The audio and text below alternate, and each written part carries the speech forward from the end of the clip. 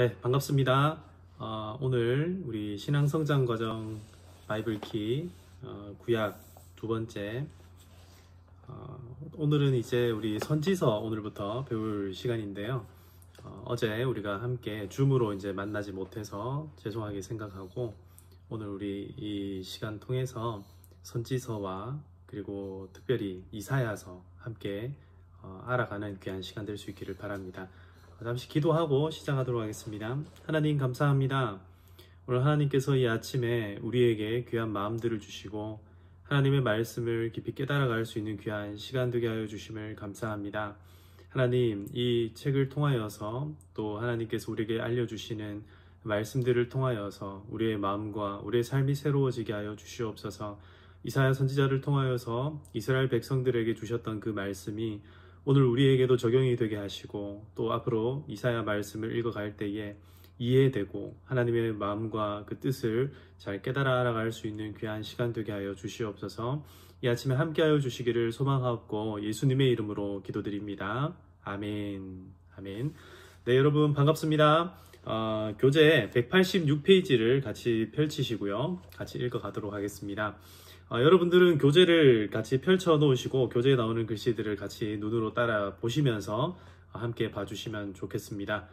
저는 이 교재 내용들을 읽어가면서 추가적으로 설명할 것들은 설명을 하면서 그렇게 진행하도록 하겠습니다. 186페이지의 선지서입니다. 역사서에 등장하는 선지자들, 히브리어 성경에서 전선지서로 분류된 여호수아에서 열왕기하까지, 그러니까 우리가 지금까지 읽었던 이 선지자들 가운데 역사서, 지금까지 우리가 배워왔던 역사서 가운데 이제 선지자들이 많이 등장을 했었죠. 그 가운데서 특별히 이제 주로 왕들에게 하나님의 말씀을 전하는 그런 내용도 우리가 많이 봤는데요. 특별히 엘리야와 엘리사, 참 유명한 선지자입니다. 이 선지자들, 왕들이 하나님의 말씀에 귀를 기울이지 않을 때에 백성들에게 살아있는 하나님의 말씀이 되어서 하나님의 능력과 또 말씀의 능력을 보여주었습니다. 하지만 이런 선지자들이 하나님께 받은 계시들은 특정한 역사적인 사건들 가운데 특정 사건들, 특정 대상들, 주로 이제 왕들에게만 간단하게 하나님의 뜻을 전달하는 것이었기 때문에 그들의 계시가 체계적으로 기록되지는 않았습니다. 이들은 주로 왕국이 시작된 이후인 주전 1050년부터 아모스가 예언을 시작하던 760년까지 활동했습니다. 네. 요게 이제 역사서에 등장하는 선지자들의 모습이었고요. 그 다음에 선지서에 이제 선지자들이 많이 등장을 합니다. 주전 8세기, 주전 760년경을 이야기하는데요. 요 기점으로 해서 아모스 그리고 호세아 등의 선지자들이 이스라엘에 등장을 합니다. 이들의 활동은 역사서의 사건으로 기록되기보다는 이들의 이름으로 된 선지서들에 기록되어 있죠. 이사야서에서부터 말라기까지는 바로 주전 8세기 이후부터 포로기까지, 그리고 포로기 중에나 포로 귀환 이후에 하나님의 말씀을 전한 선지자들의 말씀과 활동이 기록되어 있는데, 이를 히브리 성경에서는 후선지서라고 부르고 있죠. 다니엘과 예레미야, 에가는 제외를 합니다. 한마디로 이 선지서들은 하나님의 말씀 혹은 계시의 모음이다 라고 볼 수 있습니다. 이 선지서들은요, 이 선지서들에 나오는 선지자들과는 다르게, 그러니까 후선지서에 대한 이야기죠. 모든 백성들에게 이 심판과 특별히 나라의 멸망과 또 포로될 것이다 하는 그런 경고들을 하고 있는 것이 바로 특징이다 라고 볼 수 있겠습니다. 자, 선지서의 분류를 한번 보도록 할게요. 이사야, 예레미야, 에스겔서, 이런 선지서들이 이제 처음 우리가 선지서를 읽기 시작하면 나오는 그런 선지서들인데요. 이 선지서들은 양이 참 많아요. 많아서 그래서 대선지서라고 이제 불리고 있고요.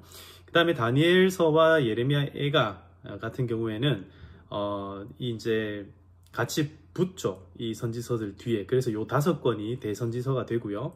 그 다음에 나머지 제외한 이 소선지서 이렇게 분류를 하고 있습니다. 그래서 대선지서 했을 때는 이사야, 예레미야, 에가, 그리고 에스겔서와 다니엘서까지 이제 대선지서다 보통 이렇게 얘기를 합니다.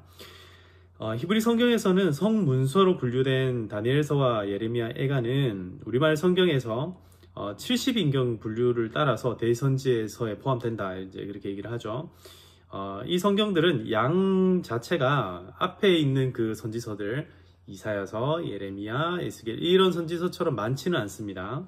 하지만 이 다니엘서는 구약에서 유일하게 존재하는 묵시록 형태로 되어 있죠. 이 신약에서는 요한계시록이 묵시록 형태로 되어 있습니다. 다른 선지서들과는 구분이 되고요. 예레미야, 에가는 선지서에 포함은 되지만 장르상 사실은 시가서가 더 비슷하지 않나 라고 보고 있습니다.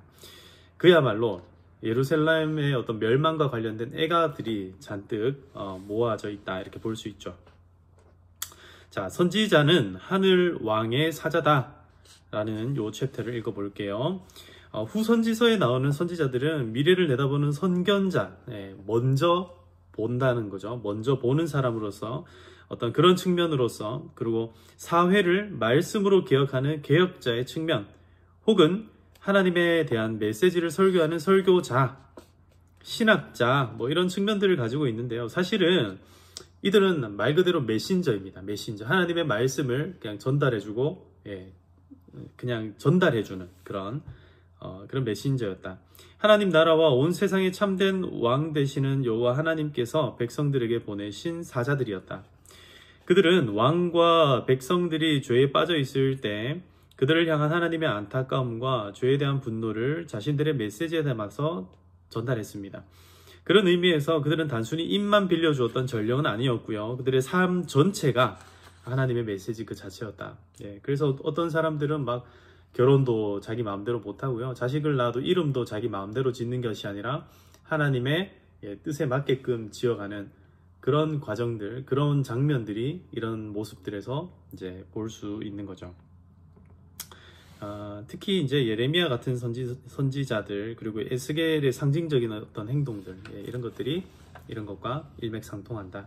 자, 그 다음 장입니다. 188페이지. 그럼 선지자들의 메시지는 어떠한가? 여기 쭉 내용들이 많은데요. 천천히 읽어가 봅시다. 선지자들은 구체적인 사회적, 종교적, 정치적 상황 가운데 예언을 합니다. 1차적으로 우리는 선지서들에 나오는 이 말씀들을 이런 역사적인 상황 가운데 이해하기 위해서 애를 좀 써야 됩니다. 그래서 선지자들이 어떤 시대에 있는지, 그리고 어떤 상황이었는지 이해를 하면 선지서 읽기가 좀 편하다 그 말이죠. 그러기 위해서 역사를 참조할 필요가 있고요. 그러면서도 역사적인 상황에만 머물면 또 안 돼요. 왜냐하면 선지자들이 그 역사적인 상황 안에서만 이야기하는 게 아니라 더 먼 미래를 이제 내다보면서 이야기를 하는 케이스들이 종종 나오기 때문에 그렇게만 볼 수 없다. 이렇게 생각을 하는 거죠. 자, 그 다음 문단입니다. 포로기 이전 선지자들의 메시지의 초점은 주로 여호와와 그의 말씀에 불순종하는 이스라엘 그리고 유다에 대한 하나님의 심판 선언입니다. 잘못했으니까요. 심판을 하시는 거죠. 이스라엘이 하나님의 율법, 즉 모세오경을 계속 범하면 결국 하나님께서 율법을 주실 때 경고했던 것처럼 그들을 심판할 수밖에 없다는 거죠. 그래서 이 심판이 하나님의 계획 속에 있는 것이라고 얘기하고요. 그 다음에 아수르에 의한 심판, 바벨론에 의한 심판, 그들은 결국 도구다. 이제 그렇게 얘기하는 겁니다.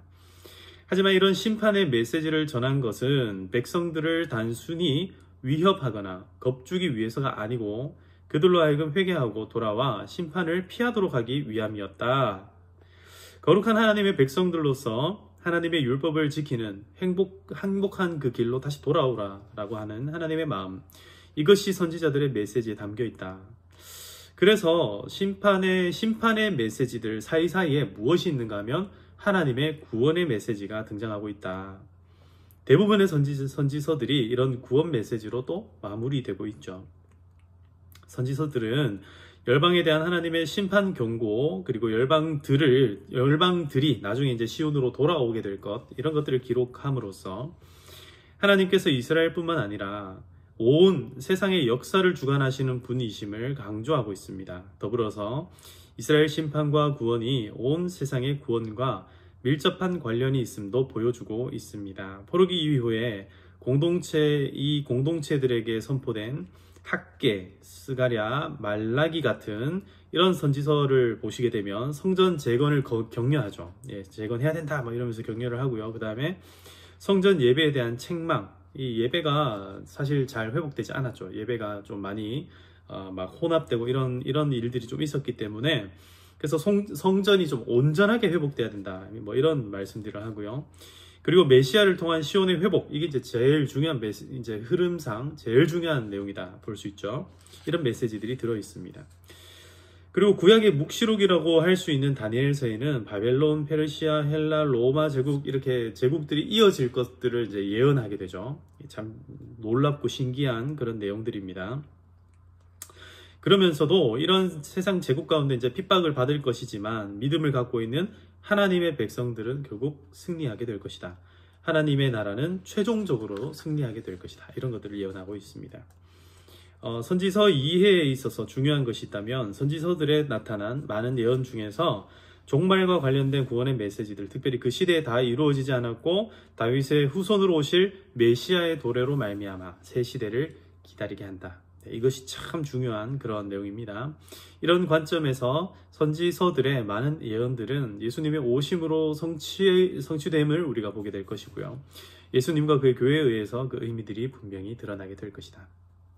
이상에서 말한 선지자들의 메시지 5가지로 요약을 하고 있습니다. 첫 번째는 죄의 고발과 심판 선언, 너희 잘못했다, 말씀대로 살지 못했다, 이거죠. 그 다음에 두 번째로는요, 구원의 새 언약, 구원의 길을 처음에 제시를 했죠. 모세 오경을 통해서. 근데 그게 안 됐잖아요. 그래서 새로운 언약을 맺어주고 계신다.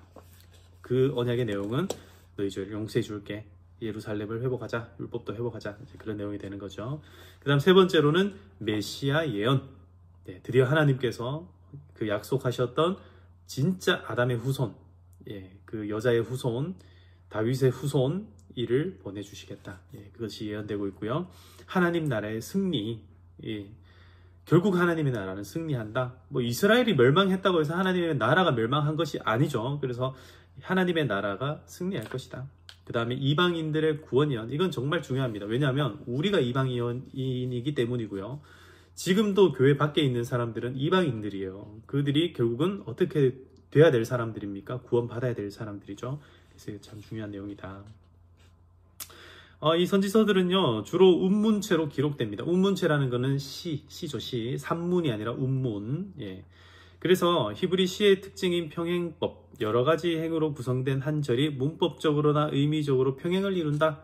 뭐 A, A-, A-, 뭐 B, B-, B-, 뭐 이런 내용들이 이제 나오는 거죠. 그런 것들.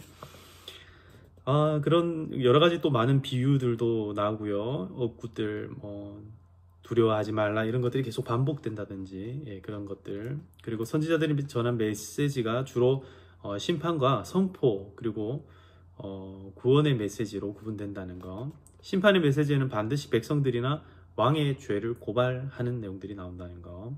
그런 다음에 구체적으로 심판이 선포된다. 이 외에도 선지자들의 말씀의 권위를 강조하기 위해 하나님께서 그들을 부르시는 장면을 기록한 본문들이 등장을 하고 있다. 주전 760년부터 포로기까지는요, 북쪽에서는 아모스, 호세아, 요나 선지자, 요나 선지자는 북이스라엘의 선지자였다. 그 다음에 남쪽에서는 우리가 이제 잘 알고 있는 이사야 선지자, 그리고 미가, 나훔, 하박국, 스바냐, 예레미야, 요엘, 오바댜, 뭐 이런 사람들이 남유다의 선지자들이었다 볼 수 있고요. 그 다음에 이제 포로기 혹은 포로기 이후에 이제 선지자들이 나오는데, 그들은 에스겔, 그리고 다니엘, 학계, 스가랴, 말라기, 이런 선지자들이 포로기나 포로기 이후의 선지자들이다. 그러니까 선지서들이 이렇게 차례대로 쭉 이제 배열이 되어 있는 것이 시대순이 아니라는 것을 좀 이해해야 됩니다. 첫 번째로는 분량으로 좀 이렇게 분리가 되어 있고요. 그런 다음에 그 분량 안에서도 이제 시대 순으로 이렇게 좀 배열이 되어 있다는 거, 우리가 그런 것들을 좀 알 수 있죠. 자, 그 다음에 190페이지 보면은 선지서 한눈에 보기 이제 그림이 좀 있죠. 요 그림 한번 보시고요. 요 그림입니다. 요 그림. 보이시죠? 요 그림 한번 보시고요. 그 다음에 대선지서의 바이블 키가 있습니다. 이사야는 시온의 구원, 그리고 심판, 회복, 하나님의 신뢰, 이스라엘의 거룩하신 분. 이제 오늘 우리가 배울 이사야 내용이죠. 그 다음에 예레미야에는 예루살렘의 멸망, 말씀의 고난, 새 언약, 그리고 에가서에서는 예루살렘의 멸망을 슬퍼하는 것, 애도하는 것. 그 다음에 에스겔 선지서는 성전 영광의 소멸, 그리고 회복을 예언하고 있죠. 그 다음에 인자, 여호와인 줄 알리라, 이런 내용들이 핵심적인 내용이다. 그 다음 다니엘서에서는 세상 제국을 이기시는 하나님 나라의 믿음. 그래서 다니엘이 사자굴에도 들어가야 되고요. 물구덩이에도 들어가고요. 이건 그냥 그저 그 한 사람의 어떤 환란을 이야기한다기보다는 이 다니엘의 어떤 삶의 모습과 믿음을 통하여서 하나님 나라의 백성들이 앞으로 그렇게 살아가야 되는 그런 장면들을 우리가 이해할 수 있는 부분이다. 네, 이렇게 볼 수 있겠습니다. 네, 여기까지 이제 선지서에 대한 개관이고요. 잠깐 쉬었다가 다시 이사야서 이제 시작하도록 하겠습니다.